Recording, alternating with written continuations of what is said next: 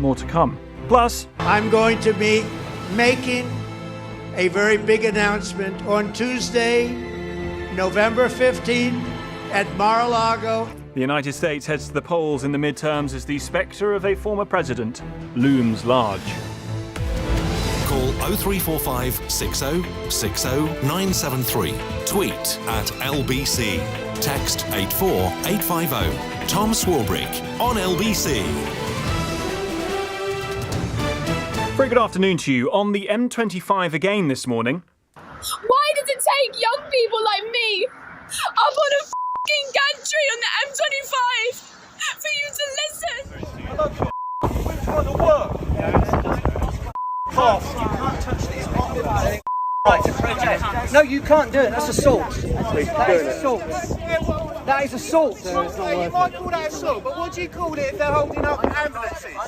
I've got no sympathies with them protesters at all. A 6-year-old grandson will come home from school asking me, are we going to die, Grandpa? Runaway climate change, the collapse of human civilization and the loss of everything we love.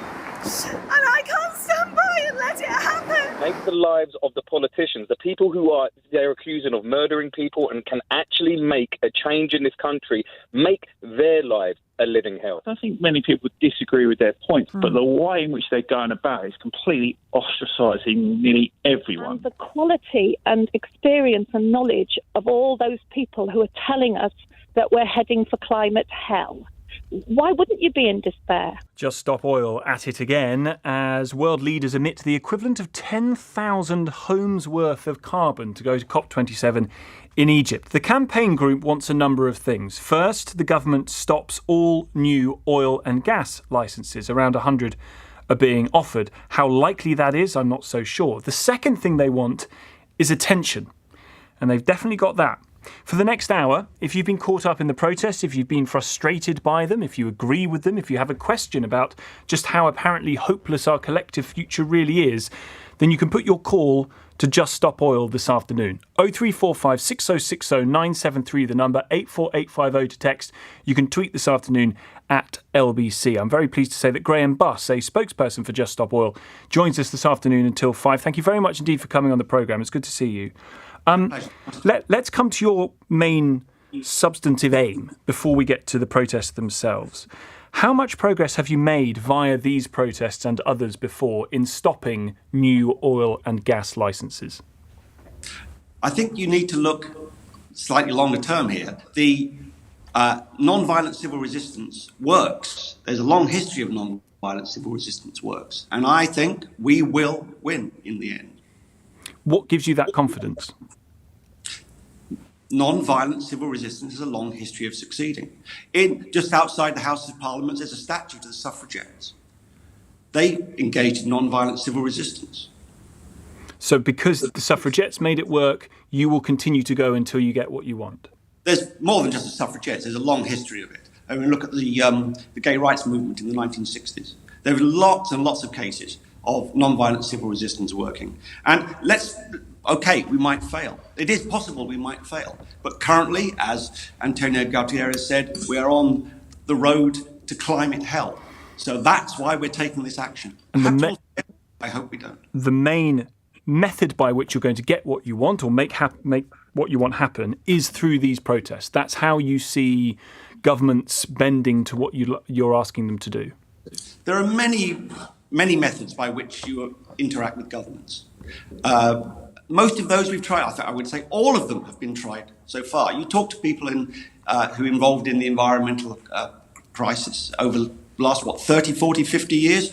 All those methods have been tried. Writing to MPs, voting, getting into Parliament, all those methods have been tried. We have failed. We are now at the position where this is our last best hope. And yet no country in the G20 is decarbonising faster than Britain. Tom, what you have to understand is that we are not decarbonising fast enough. I'm very happy to hear that argument, Grahame. I am, and we'll get into the details of it. But it is a fact, isn't it, that no G20 country has been decarbonising faster than Britain? That's not the relevant point, is it? We may be at the front of the pack, but the climate The climate crisis is way in front and it's running away from us. Let me put this to you. Paul asks this question. The UK agency that awards oil and gas licences is called the North Sea Transition Authority. They've got offices in London and Aberdeen.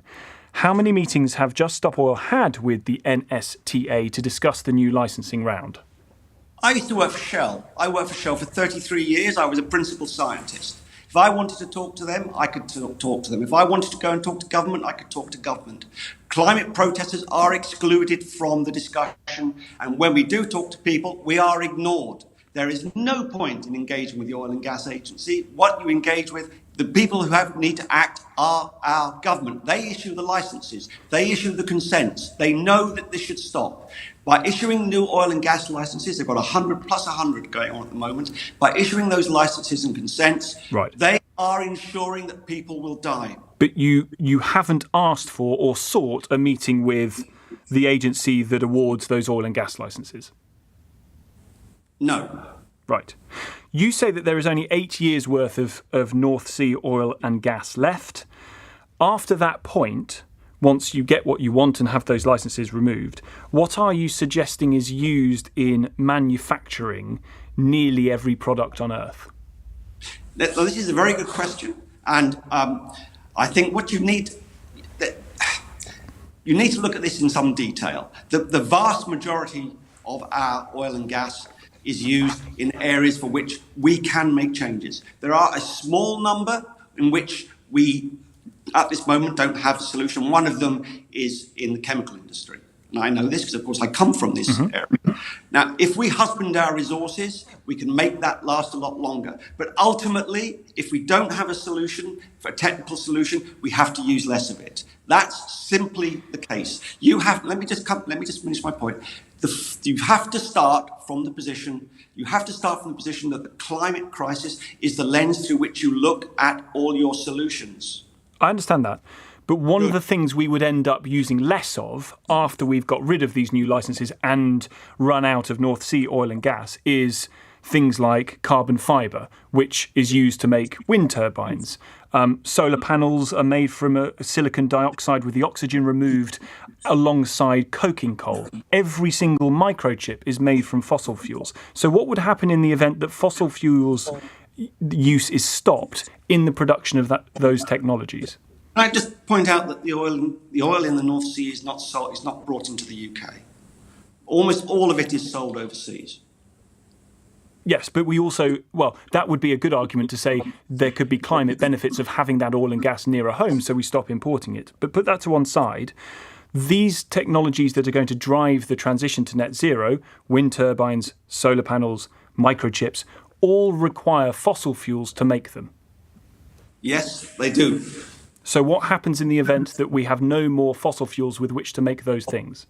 We husband our resources such that we can make these changes. And if we can't What resources? Hang on. Let's go back to the top here. The key point is the International Energy Agency, who are an advisory body to the oil and gas industry, have said no new oil and gas licenses should be issued. The UN has said it. The IPCC have said it, the organisation that looks at climate change. Changes. They've all said the same thing. We have to look at the decisions we make through the lens of the climate crisis, because it doesn't matter, you might say we can't do these things, but we will not have a livable world. So we have to make these changes. We have to make these changes such that when we make them, we live with the consequences and the consequences of the... But I just want to know, Grahame, that someone has thought through the consequences, that you at Just Stop Oil have thought through the consequences of getting what you're asking for and in getting what you're asking for, stopping tens of thousands of people who are going about their daily business. And when confronted with the reality that the technology required to help our transition to 2050, to get us there, whether it's through wind or through solar, requires fossil fuels, what replaces that? Look, the first thing we have to do, it's a journey, isn't it? And the one thing you can say about the oil and gas industry, because as I pointed out, I've worked there, is the oil and gas industry is about money. Now, that's absolutely, I mean, I'm sure you'll agree with that. Their business depends upon shareholder value. And that's all about money. If you look at where they're trying to go, they are going to continue to push oil and gas until the very bitter end. And that's what they said. They want to be in oil and gas post 2050. We have to make these changes now. And the primary changes we have to make are no oil and gas licenses, and we have to reduce our demand. Demand reduction is a key part of the solution. I understand, but we're going to need to heat homes and we're going to need some energy. And if we're making a transition to renewables, much cheaper, through wind or through solar, do you agree we are going to need oil and gas, and in some circumstances, coke? We are going to need those things to make the equipment that is going to get us into a much better place when it comes to climate change.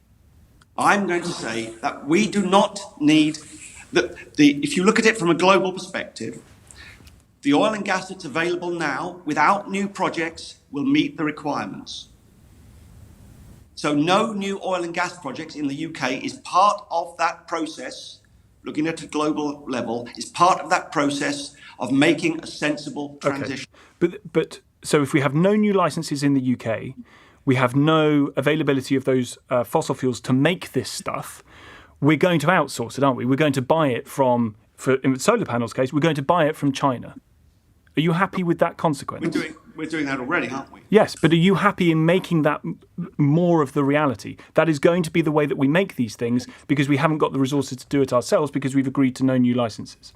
We already don't use the oil from the North Sea. The oil in the North Sea is sold abroad. We already import almost all our oil from overseas. So it's not about oil, is it? Rob West, the founder of the research consultancy... Oil, is it? Sorry? It's not about oil. Well, there is no doubt that oil is used in the manufacturing of these technologies, right? Oil in the North Sea is sold overseas. The oil companies who have the licenses in the North Sea sell almost all the oil overseas. We do not bring it into this country. About 80% of it is sold overseas. But carbon emission knows no borders. So even if we were to have no licenses here, no new licenses, we would still need that technology, which would be made through fossil fuels somewhere else in the world. Tom, it's simple enough. Once you stop new oil and gas licenses, which the International Energy Agency has called for, all those other bodies I've mentioned have called for, then you use that available resource. And of course there'll be sharing around the world to some extent. That's absolutely inevitable. But what you have to do is make that decision. Fine, but let's agree, that we are going to need oil and gas, fossil fuels, between now and 2050 and possibly after 2050 as well. There are some areas where there are three key areas where it's difficult. And you mentioned one of them, that's the chemical industry. And at the moment, the cement industry is one, and there are a couple, and there's another one, the fertilizer industry. So there's those three, which are difficult. And those three, if you look, for example, at the absolute zero scenario from UK Fires, which is a big university corporation, you will see that those are the three difficult areas. But they are a small fraction overall. And by addressing the key areas, we can massively reduce our carbon emissions. And that is the key requirement. Right. I'm going to come to some calls in a moment, Grahame, but I just want to leave you with this finally. A man called Rob West, who is founder of the research consultancy for energy technologies Thunder Said Energy, says this: unless you've looked at every single industry and worked out how to produce what it produces without any fossil fuel inputs, it may be premature to eradicate all fossil fuels. Do you agree? No, because... No. So have you looked at every single industry to work out how to produce what it produces? By starting somewhere, you have to start somewhere, don't you? If you look at the Treasury is driven by one set of values about how you run economies. The unit within the Treasury, which looks at the lens of climate change, looks at how we address climate change, is tiny. You have to start there. And if you don't start, you won't achieve it. Because the problem with the oil and gas industry is it slows down change. Because as you've said, We have all these technologies which run on it. And until we're prepared to move away from them, we will continue to be addicted to them. We have to make those changes. Grahame Buss, you are a spokesperson for Just Stop Oil. Your calls to come, 03456 606 973. Tom Swarbrick on LBC 419. LBC Travel, I'm Dave Goff. There are long delays on the M11 northbound. One lane is closed between junction 5 for Loughton and junction 6 at the M25 because of an accident. It's slow on the M25 anti-clockwise. There's a lane closed at junction 7 for the M23 because a van has broken down. It's heavy on the A1M northbound. 2 lanes are blocked between junction 4 for Welwyn Garden City and junction 6 for Welwyn. That's because of an accident. The A21 Tunbridge bypass southbound is closed from the Vauxhall roundabout in Tunbridge to the North Farm roundabout in Tunbridge Wells. That's because of a serious accident, so there are queues. There are delays in Lambeth. The A23 Kennington Road is closed both ways at Chester Way because of an accident. And on the Underground, there's no Piccadilly line between Rayners Lane and Uxbridge. This is LBC. This is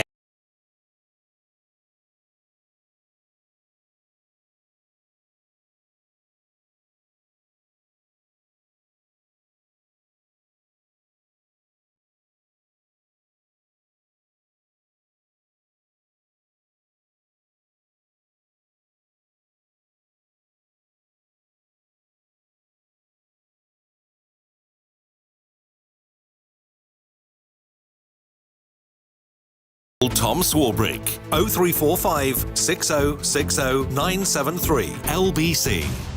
I'm Julius.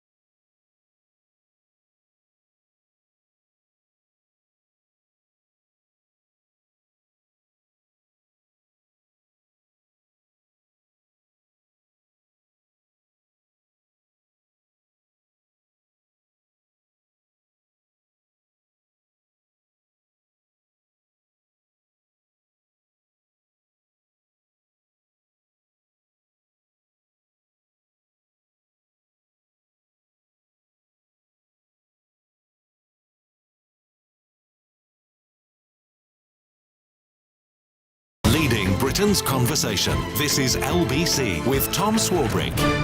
4:23 is the time. They are the protest movement of the moment. Just Stop Oil are joining us for an hour. Their spokesperson is Grahame Buss, who we're delighted to have on the programme. Thanks again for being there, Grahame. Loads of people want to come on and ask you questions or give their thoughts, so let's go to it right now. Peter's in East Finchley. Hi, Peter.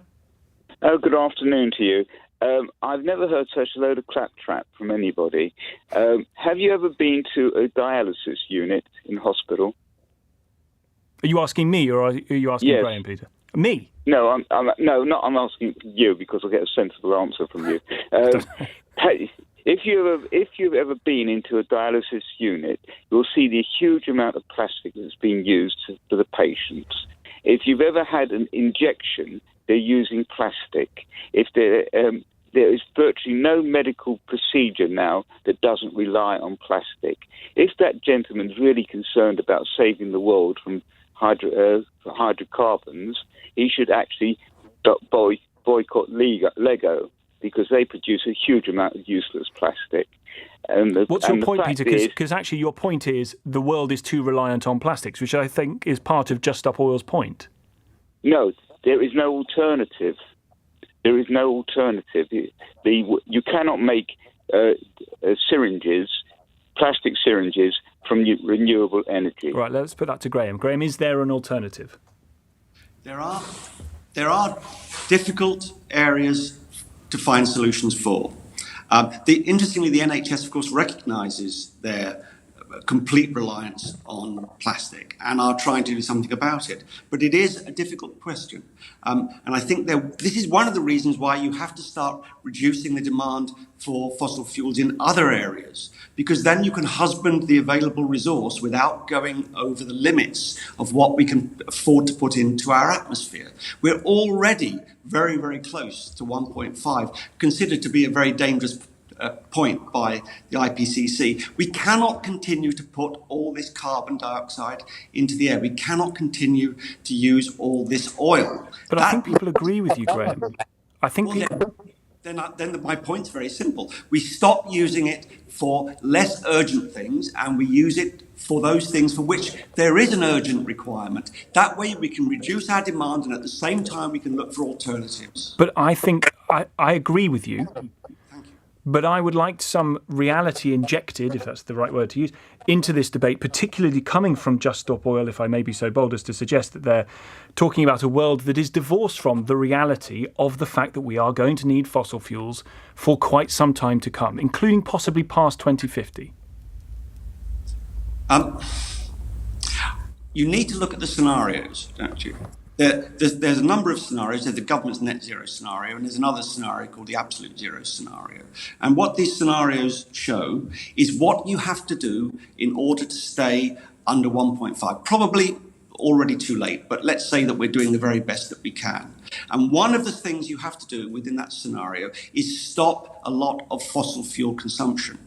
And the primary fossil fuel consumptions that you have to stop are not those for which, as the caller just called in, we have the provide the urgent requirements for the NHS. So the NHS would be a protected industry until such time as alternatives are provided. But I can be absolutely certain that if there was an urgent requirement because resources were declining, we would find those solutions. Sure. One of the reasons why we don't is because oil is so cheap and so abundant. Not cheap at the moment, of course, but it's certainly very abundant. All right. Peter, thank you for your question. Dawn's in Alton in Hampshire. Hi, Dawn. Hi. Fire away. Yeah, I was just going to say, I can appreciate everyone's got their opinions, but sometimes I wonder, half these people on the motorways, do they actually contribute to society? You know, are most of them sort of on benefit? Because if they're spending all their days demonstrating on bridges, I'd like to know what they do on their days off. Aren't they better off, you know, going around the local villages and towns and seeing if, like, the little old lady's roof needs helping with her insulation and things like that, and doing things on the ground level rather than holding up everyone else who's trying to work? Graham, are some of your protesters paid? As far as I'm aware, none of them are paid in Just Stop Oil. We are a broad coalition of people. So we have doctors, we have nurses, we have teachers, we have people like me who retired from the oil industry. There are an awful lot of students as well, a lot of young people still at university taking time out. Some people are taking time out of their degrees so that they can do this. It's a very wide range of people. Other people as well from the oil industry are involved in Just Stop Oil. So it's simply not true to say that, well, I think woman's observations were simply ridiculous. Obviously, I'm not dismissing all of you, obviously, but I do find a lot of the time half the people who join on this bandwagon, they do another one, and I'm for all the environment without a fail. But what irritates me is, shouldn't you be on to the government about China and the big countries? Because we can do all our bit in the UK, but at the end of the day, the whole, we're just one little piece of the puzzle, and we can't solve everybody's problems. And I think, we need to get real, really. We need to start on the ground. Think about people in your communities rather than holding up the motorways. I just find it, we're all great talkers. We're all quite good at that. We all do it. It's just hard. Grahame? On acting in the community, the people I know, since I left the oil industry and joined the climate activism, and since I've joined this sort of movement, I have met more people who do things in the community than I ever met before. The people I know now are really kind, caring, considerate people. I'm sure they are. But Dawn's point is she is broadly supportive of what you're asking for. She gets that there is an emergency here and that we need to do a lot. But the methods by which you're doing it is putting people like Dawn and I would suggest quite a lot of others off you.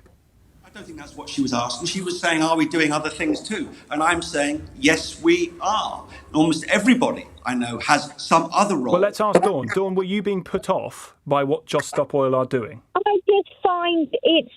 just find that nowadays, with all the media and everything else, I just feel on the ground level there's a lot more there's a lot more.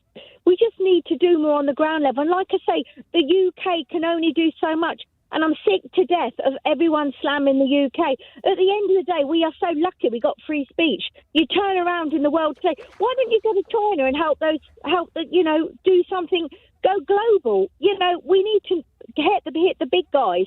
I bet most of you have got things brought in China, and I know. Do you know what I mean? We need to hit people where it hurts. And therefore, perhaps chastising Britain's attempts on this is unfair. Grahame? All countries in the world, other than possibly a very small number of small island states, are not taking adequate action. I mean, that is absolutely clear, isn't it? And that's why Antonio Guterres at COP27 said that we're on the road to climate hell and that we still have our foot down on the accelerator. Even that rhetoric, I want to come on to rhetoric in a minute. Grahame. But even that rhetoric, I just find that it ignores a bigger picture here. The last year that Britain had lower carbon emissions per capita than this year was 1857. Yes. That's remarkable. We are now emitting less carbon per capita than we did when we only had horses and carts. Well, yes, of course, it was all coal then, wasn't it? And it was very inefficient too. But no, that's what you're saying is true. But if you look at there was a very interesting in the Lancet on this issue. If you look at the cumulative emissions, rather than looking at the emissions per year now, you have to look at our cumulative emissions. Our cumulative emissions and the wealth that the OECD countries, the rich countries have, gives us a greater responsibility to act. Now, and also I live in this country, and so this is the country where I act. In other countries where people have the freedom to do that, they act too, all over Europe, for example. Now, if you look at China, let's just go quickly back to China. It's a complete red herring, this, isn't it? Because for a start, their emissions per capita are about the same as ours. Now, the reason why it's a big number is it's a big country. Come on, let's be a little more sensible about this. But one of the at the last COP, China agreed to some informal, in other words, non-legally binding commitments, and they and India are the reason why, if they are enacted, which at the moment it looks not very clear, but if they're enacted, they're the reason why we'll be at +2. Because if you take them out, we're at +2.7 degrees. And at the moment, we're 1.3 or something. All right. Well, listen, Grahame, we're going to come back to that in just a few moments. There are loads of people trying to ring in, and we're already running late. This hour is going to be eaten up very quickly. Grahame Buss, you're a spokesperson for Just Stop Oil. More in a moment. 4:33 news headlines. Tim Humphrey. The Prime Minister of Pakistan has made an emotional appeal to world leaders at the COP27 summit in Egypt. Devastating floods over the summer killed 1,000 people and caused damage estimated at $30 billion. The M25 has fully reopened following another morning of disruption from protesters. Just Stop Oil stopped traffic at a number of locations on the UK's busiest motorway. 16 people have been arrested. It's reported Sir Gavin Williamson has been referred to the parliamentary watchdog over bullying accusations. The former Education Secretary has strongly rejected the claims. And the weather, eastern and northeastern areas, mainly dry tonight. Some showers in central parts, heavier rain on southern and western coasts, and a low of 5 degrees. LBC, Nick Ferrari at breakfast. Any of you furious with me for saying COP should be done via video link? Ed in Hereford, what do you say, Ed? God, you're talking rubbish this morning. Am I? If you're worried about immigrants, then we've got to tackle climate. You ain't seen nothing yet in trying to sort out Putin. It's a fraction of the number of flights that take place every day. There probably aren't enough people there. A lot of important people haven't gone along. There isn't a more important issue on the planet at the present time. You don't worry about Putin using nuclear weapons in Ukraine? I think China's already told him he can't. Nick Ferrari at breakfast. Back tomorrow morning from 7. Listen on your radio and on Global Player. LBC. Hello, Super.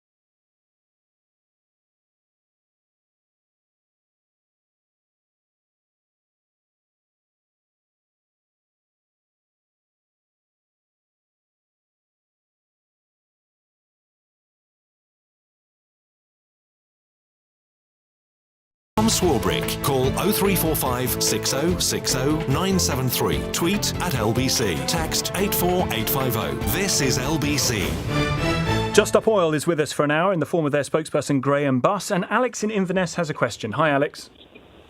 Hi, Tom. Graham, a question for yourself. Can I ask you when your moral compass kicked in? You were happy to earn a crust from the oil industry for many a year. No doubt probably received a good package. So when did your moral compass kick in? You're showing an interest in the Let's Stop Oil campaign. Graham. So when I first joined Shell, I particularly wanted to work in the alternative energies business within Shell, which was a very small business at the time. And Shell was talking about transitioning out of oil. They didn't use that language, but transitioning out of oil. And I can tell you, when I joined Shell, they were talking like that. And when they left Shell, they were still talking about the transition. They started oil as an oil company, talking about a transition. And when I left, they were an oil company talking about a transition. Over my career, I worked within the Shell renewable sector, developing new technologies. I say I was a principal scientist there, looking at technologies. Virtually nothing was ever implemented. And the reason it wasn't implemented was because of the profitability of the industries that they were looking at moving into. They are an oil company. And I think, in some ways, I deeply regret that I didn't leave earlier. But if you ask, when did I become really concerned about this? It was in the late 90s. Well, Arthur asks a similar question. How long did you work for the oil industry, and did you only realise the damage they were doing after you started drawing your pension? No. When I was working for Shell, I worked on renewable technologies. I worked with the Department of Energy and Climate Change on various technical programs with them to do with renewable technologies. I thought I could make a difference. That's why I was there. And what I found out was that I was not making a difference. And it took you 23 years? Well, the first half of my career was spent in the conventional industry. And I have to say, I knew it was going on. I wanted to work in the renewable sector within the Shell.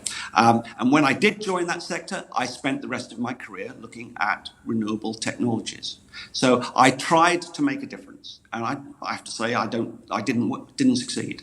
Alex, thank you for your question. Can I ask you about some of the language that we are hearing being used by both your protesters and some of the people involved with the group, the language that they have no future and we are doomed, what have you? I'm going to play you this from your founder, Roger Hallam. I'm going to give a warning before I play it because it's a bit grim. This is the Just Stop Oil founder, Roger Hallam, who said that women would be raped on their kitchen tables if the climate crisis tipped over. The other thing about social collapse is the complete loss of material security, or law and order, as you might say. So what will happen is episodes where a gang of young men come into your house, they take your girlfriend, they take your mother, they put her onto the table and they gang rape her in front of you. And then after that, they take a hot stick and they poke out your eyes and they blind you. That's the reality of the annihilation project that you face. I put it to you, Graham, that from your founder, that is the most grotesque, disgusting, evidence-free scaremongering. What say you? It's not the language of Just Stop Oil. So you disagree with it? In wars, horrible things happen. And we will see, because of the climate crisis, the climate catastrophe, we will see more wars. But I certainly wouldn't use that language. So you do disagree with it? I disagree with his language, yes. Kim's a new caller in Cambridge. Hi, Kim. Hi. Far away. Hiya. So I am actually quite an angry person. I have not been fortunate enough to come from a privileged background, so I've had to work my whole entire life. I have done jobs that have helped the public, and I have been hindered by people who feel like they're helping the public. But in fact, you're increasing my cost of getting into work. You're stopping emergency services from being able to assist, from assisting those people who you feel like you're helping. I just want to know the reason behind it. I want to know the reason why you think it's okay to stop the motorways dressed in plastics, i.e. your visors or your high visors that are from China, which is the very message that you're trying to go against. It's complete hypocrisy. Graham. For a start, I don't come from a privileged background. I was fortunate to be educated when I got a grant. I'm very fortunate indeed. But I certainly don't come from a privileged background, but I'm not going to go into my background now. So why are we doing this? Well, I think we've already explained why we're doing this. No, Kim understands why. It's just, why target people like Kim, who is just trying to get on with her day, do the best that she can, and for a lot of people agree with the broad thrust of needing to make big changes to deal with climate change? I think what we're doing is awful. Yes, I do. The protests? Yeah, it's awful. It's unacceptable. So why are you doing it? I regret that we have to do it. Well, if you've not requested a meeting... Hang on a sec. You haven't requested a meeting with an authority that grants the licences for new oil and gas fields. The government isn't... Hang on a sec. No, Graham. The government isn't listening to you. For whatever reason, the government isn't listening to you. We've talked about the consequences of what would happen if what you asked for became real. But what you're getting is attention. No doubt you're getting attention. And one of the things that I hear from people such as your good self is, where's the conversation about what we can do around climate change? Would you agree that that is one of the things that is good that has come out of this? People are talking to you guys and hearing you guys more often. That's positive. We did request a meeting with BEIS, with Business, Energy and Industry Strategy, which they rejected. Right. But in the absence of getting the government to listen, if you were offered regular, mass, mainstream audience to talk to hear from in much the same fashion as this, would you call off those protests? Would you stop doing these awful protests? We will stop when the government agrees no new oil and gas licensing and consents in the UK. But you are turning the public against you as you're doing this. No, we're not. But actually, it's not a beauty contest. We're not doing this necessarily to be popular, but actually, recent survey by a business called Omnisys, who do these sorts of interviews, that they said that 2 out of every 3 people in their survey agreed with non-violent civil resistance when it's related to the climate crisis. So why can't you get what you want? The government isn't acting. So because the government's not doing enough, we are continuing to put pressure on them. But if the government isn't going to move, and it isn't going to move because of your protests, would you agree to stopping those protests in order to keep getting your message out? Your message is the thing that you want the government to hear, not if it can come without the queues on the motorways and stopping people like Kim. That's got to be better for everyone, hasn't it? The alternatives haven't worked. So this is our last... Have you given it a go? Have you given the alternatives a go? Of course we have. The 30, 40 years of climate activism have seen people attempting to make changes. That has not worked. And yet we are seeing changes. Pardon? We are seeing changes. The changes are entirely insignificant compared to the level of change that we require to see. We are still... Look, you said you were going to talk about rhetoric. Road to climate hell. Top 20 oil producers in the world are going to invest $1 trillion by 2030 in new oil and gas projects. And we know that we should have no new oil and gas projects. That is your foot on the accelerator, isn't it? That's the road to climate hell. But I thought we just agreed, Graham, that we are going to need some oil and gas in 2030 and possibly in 2050 to make this transition. Hang on. The other half of what I said was we husband the available resource we have now and we reduce the demand in areas where we can do so. And that's what we have to do.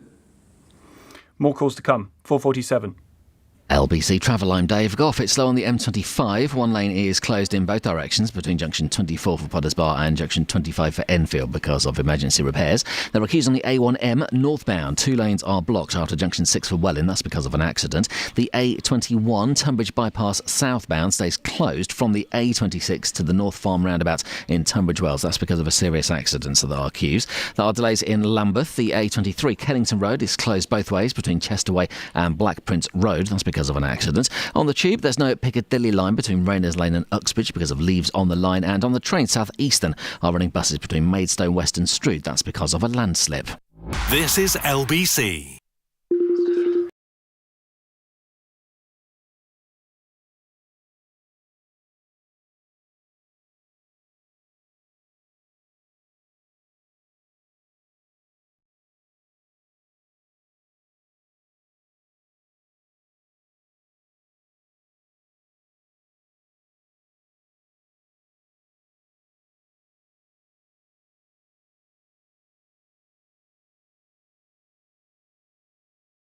Tom Swarbrick. 0345 6060 973. This is LBC.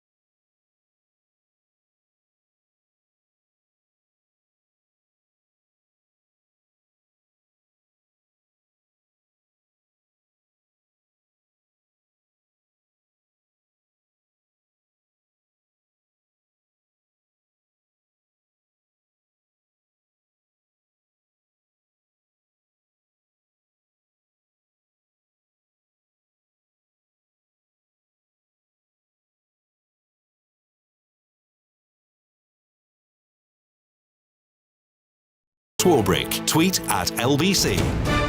Here you are, Graham. You're going to like this. Here's Paul on 84850. Tom, please tell your Just Stop Oil guest he's doing a great job. Keep it up, says Paul in the Cotswolds. Here's Donald. Graham is sound. He speaks sense very eloquently. The people calling in to put him down have no real point other than a personal attack on a guy making a valid one.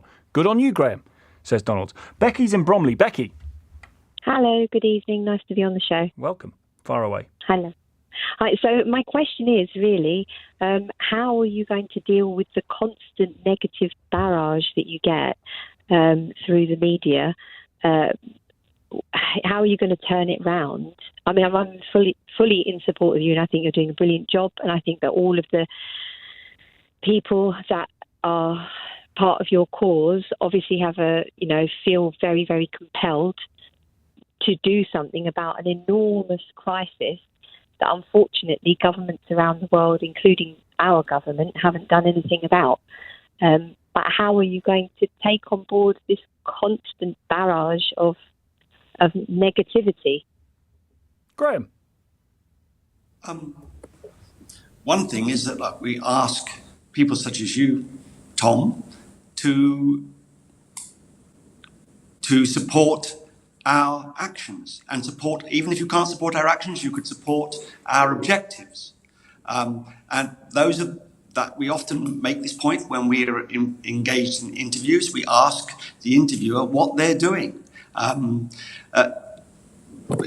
We have to live with the fact that a lot of the interviews that we do are with interviewers who don't support us. Well, you've got no idea whether I support you or not. And indeed, I haven't criticised you on that issue. But that would be, I might ask you what. Well, you've described your own protests as awful. Yeah, they are. So I would agree with you. If you at Just Stop Oil believe what your protests are awful, I'm going to go with that. I think your protests are awful. And I deeply regret that we have to do it, but you have to ask us, why are we doing it? And I've asked you why you're doing it, because you want to get rid of all new oil and gas licences. And I've talked to you, we've gone round the houses about the consequences of doing that. And as I see it, to be honest with you, Grahame, I don't really see yet that Just Stop Oil have genuinely thought through the consequences of what they're asking. You talk about husbanding the resources to create the carbon fibre necessary to build things like wind turbines or solar panels. And I'm not sure, I don't know what that means. We have a finite resource of oil and gas left. We decide to have no new oil and gas, yeah? So that means that we stop doing some things and we use what we've got for essential activities. Like building wind turbines. You've got a finite amount of money in your bank account, so you don't fly halfway around the world to go skiing. You spend it on something sensible, like buying food for your children. That's what we're talking about. That's what husbanding your resources means, and that's what we're saying we have to do. But you say that there's only 8 years left of the current amount of oil and gas in reserve. That's why new licences have been offered to try and get more of that. And that's because we're going to need more of it to create the products that we need actually to make the transition. And it's that last bit that I'm not sure I hear you agreeing with. And I'm not sure why you don't agree with that. Well, fundamentally, we're going around the houses a bit here, aren't we? I've made this point before. Fundamentally, you have to start from the position that all new oil and gas is not going to be part of our solution, because it's going to destroy everything we consider to be important. So if we start from that position, that we look at everything through that lens of no new oil and gas, then you have to say, well, then what do we do with the oil and gas we've got? So, and that means that there are activities that we stop doing, like we stop using our cars so much, we have much more public transport, we reduce the size of our vehicles. But you said we've only got 8 years left, and I'm wondering what happens after those 8 years in the building of wind turbines or solar panels, or cars, or anything else that requires hydrochemicals. So if we reduce our consumption very, very dramatically, we can make that last much longer. And of course, we are talking about a global supply based on current exploited resources. And that will see us through a sensible transition. And even if it's not enough, we will have to do it, because the consequences of not doing it are so profoundly frightening. So how much more oil and gas could be left to husband if demand is dropped off? How much can we eke this out for? How much longer? Easily see us through a sensible transition. Easily. What does that mean? IPCC, we have to halve global emissions by the end of this decade. That's going to be incredibly hard. So we have to do our bit for that. We have to halve our total emissions, not just the power sector, by the end of the decade. That's what we should be aiming for. And our government has not committed to that. Final word from Gary in Windsor. Gary. Yeah, hi, thanks for having me on your show. So I live in Windsor and I have a meeting in Portsmouth tomorrow morning at 9 o'clock. And what I want to know from Just Stop Oil is, how do I do that without a car? I just would like to hear their practical view on the future. So the billions of journeys that take place every day around the world, where people like me, who are trying to make a living, have to use their cars. What's their alternative? Yeah, okay. So we're calling for a number of changes. One is a much larger, better, cheaper public transport system. That's the first thing, isn't it?